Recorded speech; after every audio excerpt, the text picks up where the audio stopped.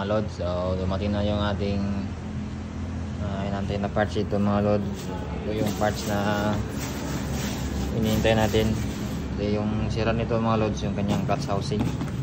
So bigla na kailangan natin yung palitan. So, ito na yung parts na in-order natin mga lods. Genuine pa rin ito mga lods.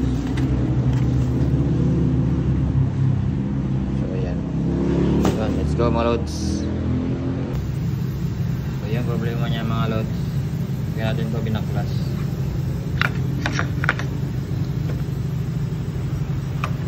Ayan.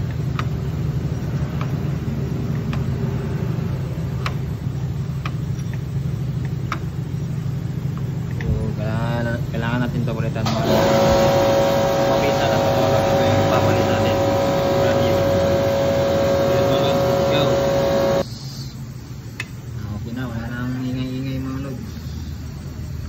Bago na yung ano niya. Wala na siyang ingay mga lods. So yung luma niya mga lods ay yung problema niya. Dito mga lods mayroong crack sa taas. So yan yung problema niya mga lods. Kaya mayroong lumalagatok. So yan mga lods. Sinsuil muna natin itong unit mga lods.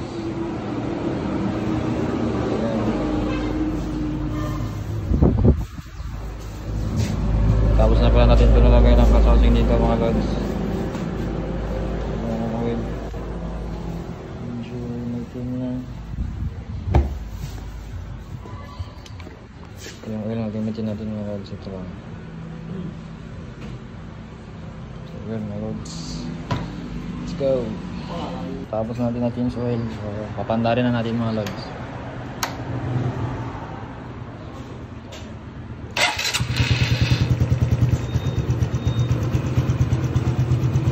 Medyo mabaga yung minor.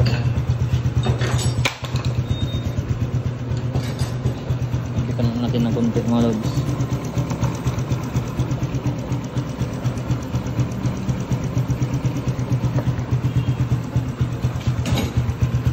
Yun mga lods, tapunan natin para lumalaki-laki naman yung labor ng mga lods.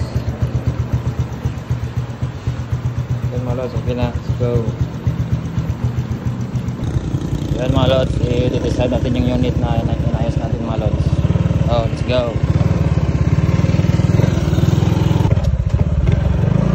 Wait. Parang ulan na mga lods.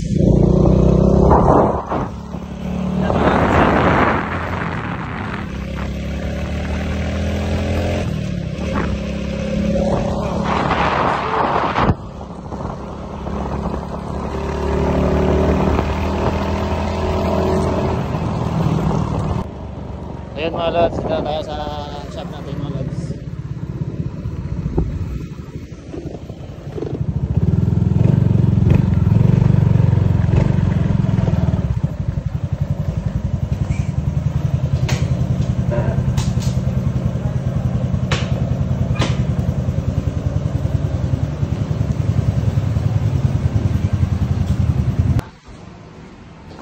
So ayan mga lods, yung nagustuhan natin.